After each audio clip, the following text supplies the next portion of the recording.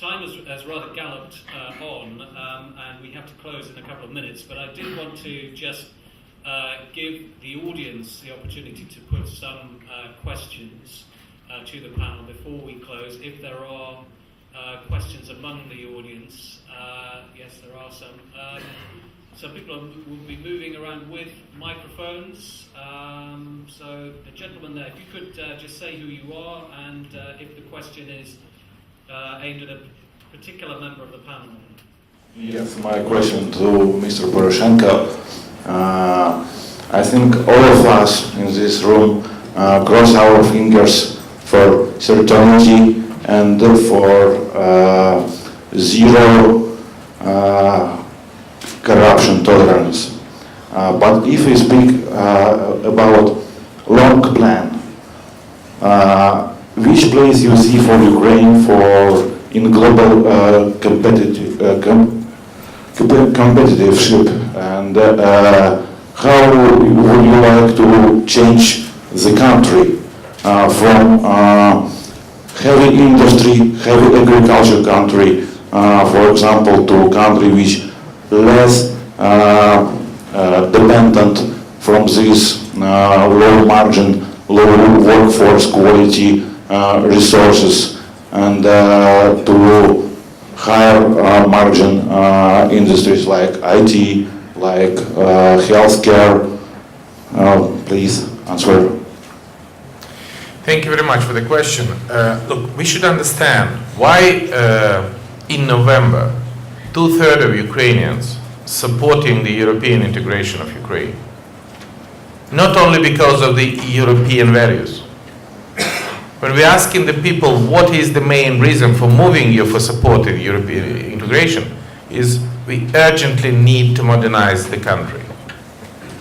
Modernize all the sector, including agriculture, including IT industry. We should create the condition for the businesses to go to this sector for using the competitive advantages of Ukraine, which everybody knows, and this is not only the soil of Ukraine for Ukrainian agriculture. We have a unique possibility for using Ukrainian labor, Ukrainian geographic position. We need urgently the investment in Ukrainian machine building sector. We need very good perspective in investing in energy efficiency and in energy sector. And if we speak in the professional language, we have a lot of opportunity to invest in Ukraine. And if you're talking, does it a special condition, a special aim, just to put a special place in, for example, World Bank rating of doing business? No. Because previous government declared that, okay, next year we rise up 15 steps on this doing business level. That was absolutely useless, because they were not demonstrated the political will for fighting the corruption. Take into account this factor, you can speak about the deregulation, you can speak about the blah blah blah about the corruption, but it would be not real results. I can tell you what was the essence of our negotiation in London. Now it is very popular topic about the new Marshall Plan for Ukraine from the side of the United States and European Union. Especially said not martial law, but Marshall Plan. And when we said that we need immediately the investment under the Marshall Plan, my answer was no. First, we need the competent and professional expert in anti-corruption to come here, the expert to whom the investors trust, and to deliver the information that we change the country in a very short term, in a very deep manner. There is now already we built a system for the zero tolerance of corruption, and only immediately after that we need the investment. For investors to be absolutely sure in the safeness of their money and about the new type of the investment climate. It is my main purpose. Okay, I think we have perhaps time for just one more question. We slightly overrun our time, for which I apologise to the organisers. The gentleman with the microphone there on the front row. It's Michael Maltsov. I've been an investor in Ukraine for 20 years or more. We've heard about institutions like the IMF and the SBU. Institutional change is relatively easy. We've heard about investment. I'm fully confident investment will come. My question is about business culture within the Ukrainian community. Yushchenko, as we remember, had his round table. I don't think that was enough. I think the tone was wrong. Do you have a plan, a specific event to gather the Ukrainian business people and say, this is a new chapter and these are the new rules? I doubt that we can solve all this question by the round table. Kuchma has a round table with the investor. Yushchenko has a round table with the investor. Yanukovych has a round table with the investor, and I remember the brilliant speech of Tomasz Fiala on the investor round table. Very straightforward signal. Everybody applauds him. Nothing changed. I think we should change not a round table.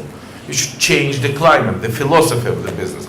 The person who responsible for the policy should understand what does the businessman need.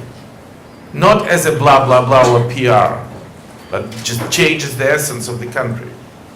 What is the very positive signal, by the way, which we see now? 20 years before, or all 20 years from the Ukrainian independence. Ukrainians hate the businessman. Not simply hate the rich people, but hate the businessman. It was an image. This is a devil. Do you notice that now understanding and acceptance of the business people is completely changed? And this is very big responsibility of the business people to keep this level of trust, to have the social responsibility of business, to make it normal to pay the taxes, and to have your part of responsibility for improve the country. It never happened before. And from the part of the government, it should be the person number one in the state. It should be taxpayer. This is very easy to understand for the Westerners, but completely new philosophy for the Ukrainian authorities. I try to do my best that the person number one in Ukraine would be taxpayer, not bureaucrat, not minister, and not even the president. Okay.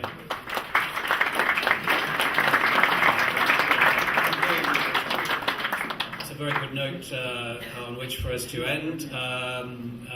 Apologies again that we may have overrun by about 15 minutes, but I think it's been an excellent panel with some very good contributions. Thank you from the end to Valery Charlie, to Petro Poroshenko, Katya Gorchinskaya, Alexei Karan, and Gleb Vyshlinsky, and thank you, the audience, for your participation. Please join me in thanking the panelists.